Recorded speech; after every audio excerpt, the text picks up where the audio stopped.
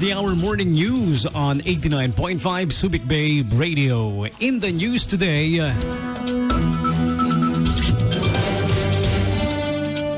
Philippine Airlines flights to the Subic Bay International Airport under the government's repatriation program for overseas Filipino workers will continue here until the year end, even as travel curbs were imposed by some countries to stem the spread of the latest COVID-19 variant, Omicron.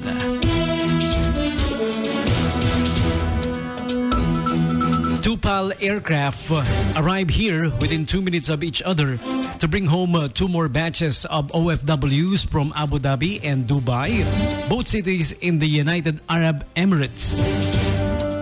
The recent arrivals brought the OFW flights via Subic to a total of 42, and the passengers coming in through the Subic airport since July this year to a total of 11,410.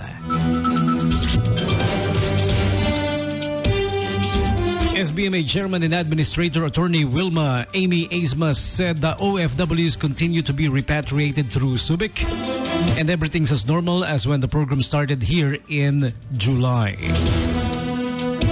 The Philippines Interagency Task Force had earlier placed South Africa, Botswana, Namibia, Zimbabwe, Lesotho, Eswatini, and Mozambique on the red list after the Omicron variant was identified in South Africa last November 25th.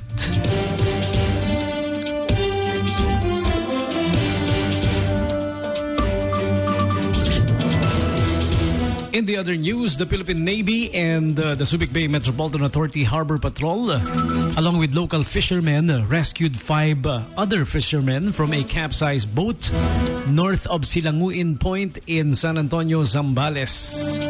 According to the SBMA Harbor Patrol, a 9-man team from BRP Ramon Alcaraz, headed by Russell George M. Rabusa, initially responded to reports of a capsized bangka around 12 p.m. The fishermen were first spotted by the container ship CV San Giorgio, who took the fishermen, which they later turned over to the Philippine Navy. The Philippine Navy team rescued Ronelo Hakuro, 52 years of age, Ronald De Asis, 47, Pilo Sapico, 68, Rafael Tolentino, 51, and Daniel Batutuk, 25, all residents of Subic, Zambales. However, upon their return to the Freeport, the engine of the Navy's service boat malfunctioned. The vessel had to be towed by local fishermen up to Freeport waters, where SBMA Harbor Patrol boats were on standby.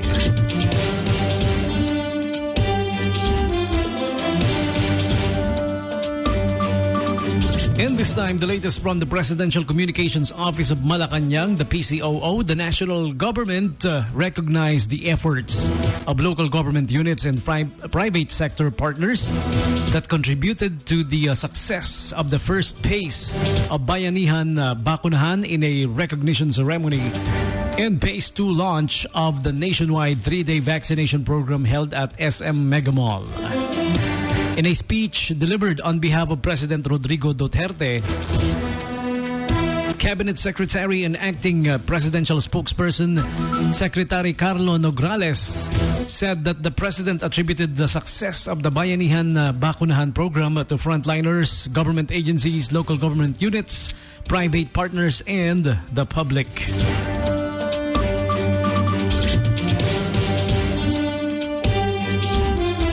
The highly successful first phase of Bayanihan Bakunahan has not only brought us closer to our goal of population protection against COVID-19, it has also demonstrated what remarkable feats we can achieve if we are united and working in solidarity, said the President's message. The Chief Executive congratulated the top LGUs that administered the highest number of jabs during the 3-day national vaccination days held November 29 to December 1st, 2021.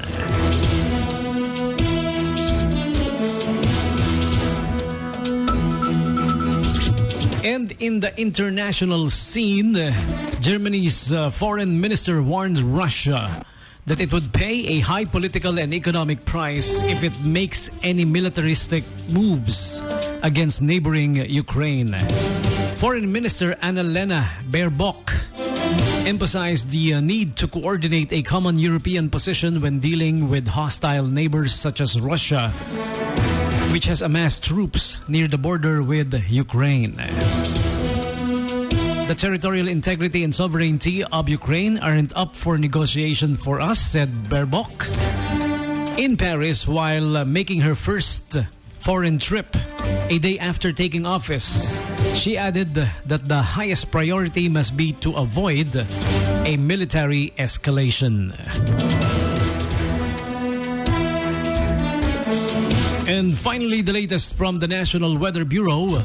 Shear line affecting the northeastern portion of Mindanao. Northeast monsoon affecting Luzon.